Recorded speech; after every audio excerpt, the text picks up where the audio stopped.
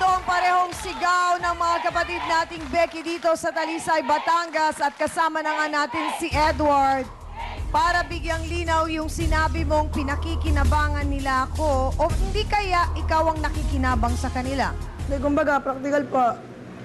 Kasi po, nakikinabang po sila sa akin, nakukuha nila yung gusto nila. Pero po ako, nakukuha ko rin po yung gusto ko sa kanila. Si Odi ba ang kauna-unahan mong jowa na Becky? Opo. Siya po. Bakit tinatanong kita kung meron, kung totoo, bakit ikaw maamin? Siyempre, Sinungaling ka. To the rescue naman si Troy. Diyan ka lang. Diyan ka lang. So, diretso ang tanong, Edward, ngayong magkaharap sila, sino ang mas mahal mo? Hindi ko po alam eh. Bakit? Kasi po, kumbaga, Hindi mo alam o hindi mo sila mahal talaga? hindi naman po. Parang Pero gaano katotoo, 16 ka pa lang, meron ka nang naging jowang Becky. Opo. Pero bago siya, nakailang jowa ka na. Ano pa lang po, mga 3, 2 lang po. Saan mo nakuha yung ideya ng pakikipagrelasyon sa Becky? Sa mga friends ko lang po. So, laging Becky ang pinupuntiryan yung makilala? Bakit? Para po magkapera po kami. May nabanggit si Troy kanina, magpapakasal kayo. Alam mo yon? Eh nga po yung sinabi niya po sa akin eh. Oh, Naginip lang yan. handa ka bang magpakasal sa kanya? Hindi po kasi po, may girlfriend po ako eh.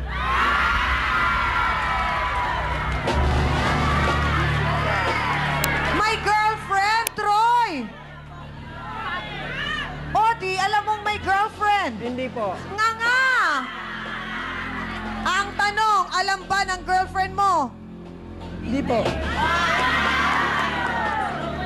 Eto na, mga kapatid, siya na rin ang nagbanggit. This is the moment of truth para sa girlfriend ni Edward na si Janina Alminiana. Pasok! Janina, saan mo gusto mo po? Puti o pula?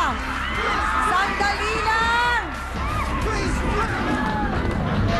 Janina, gaano na kayo katagal ni Edward? 6 months po. 6 months. Alam mo ba na meron siyang karelasyong Troy at Odi? Wala po. Ngayon mo lang nalaman? Bakit hindi mo sinabi, Edward? Wala po kasi po, dyan di po kami kumukuha ng perang pang-date po namin eh.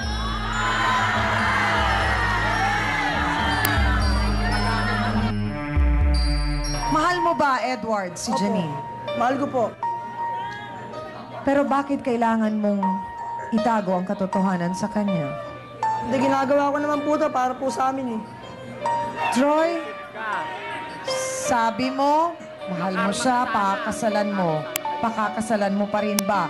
At ang sabi mo sa akin, nag-imbestiga ka, madali lang matrace si Edward, inimbestigahan mo, sa 6 na buwan, bakit hindi mo nakutuban ito at naimbestigahan?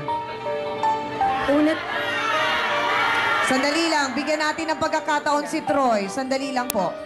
Hindi, katulad ng unang sabi ko kanina, Chang, okay lang kung babae ang makakahati ko eh. Sa iyong 5 araw, akin ang 2. Payag ako doon. Hindi pwede. Ayoko na may kahati. So pumapayag ka ng ganun. Basta kaming 2, wag na siya. Pero ang tanong, Janine, payag ka ba? Hindi po. Ayoko po na may kahati. Edward, ang nakakatakot lang dito ay sa murang edad mo na 19, kayang-kaya mo silang paikutin. Bakit? Hindi ka ba parang nahihilo sa mga bagay-bagay, Edward? Paano ang schedule, Edward? Matanong?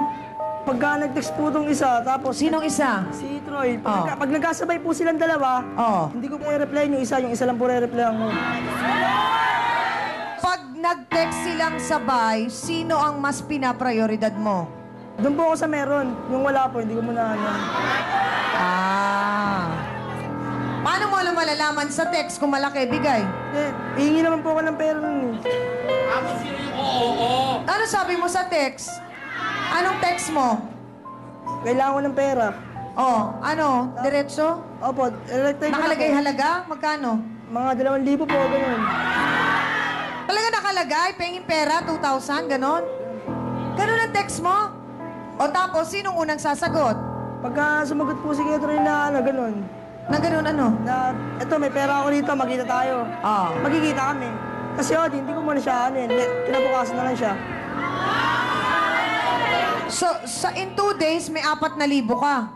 Opo. Perfect! Ang mahiwagang tanong kaya ay pumayag kaya si Janine dun sa sinasabing 5 araw sa'yo, 2 sa akin. At ang isa pang katanungan dito ay magustuhan pa rin kaya ni Janine si Edward matapos ang mga narinig niya. At hanggang saan mo kayang ipaglaban ang pag-ibig mo para kay Edward. Pero nais ko rin na makausap ng ating trio tagapayo, lalo na si Edward, dahil ako'y naaalarma dito sa nangyayaring pagpapaikot niya sa mga tao sa edad niyang 19 at nanloloko ka, piniperahan mo sila, nakakaalarma. Puso sa puso po silang makakausap ng ating trio tagapayo. Napakahirap baguhin yan. Yung mga ganyang klase na biglang mawawala yan. Kaya ako iniisip ko, pagkatapos sa kanilang 2 mabiktima, hahanap ka na naman ng bagong bibiktimahin yan.